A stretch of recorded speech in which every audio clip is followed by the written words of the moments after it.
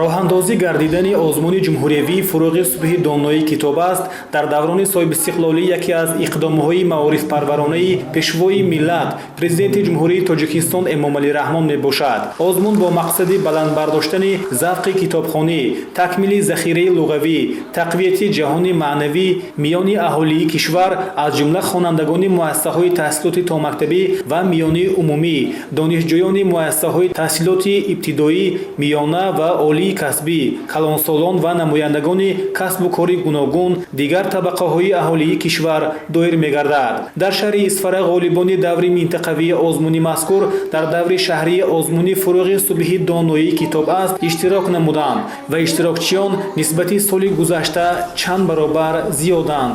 имсол дар нисбатан ба солҳои дерина иштирокчиёни озмун даҳчанд зиёд ширкат варзида истоданд.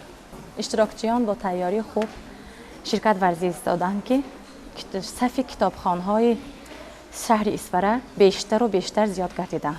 ғолибони озмуни даври шаҳрӣ дар миқёси вилоят ва ҷумҳурӣ ширкат варзида обрӯи Исфараи бостониро баланд бардоранд. иштирокчиёни озмун фаъолона иштирок намуда ба суолҳои ҳакамони озмун вобаста ба иҷрои шартҳои номинасияи озмун посух гуфта, аз осори мутолиа намудаи худ намунаҳо қироат карданд. мехоҳам дар даври дуюми фуруғи субҳи доноӣ китоб аст ҷойи аввалро сазовор гардам ва ман имрӯз хушбахтона дар озмуни даврии фуруғи субҳи доноӣ китоб аст иштирок варзида истодам. ман хондани афсонаву ҳикояҳо ва шеърҳои бачагонаро хеле дӯст медорам.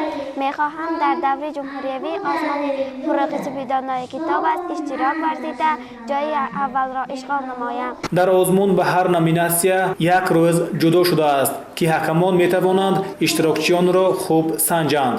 дар шаҳри Исфара беҳтарин иштирокчиён аз даври шаҳрии озмун ба даври вилоятӣ роҳхат мегиранд.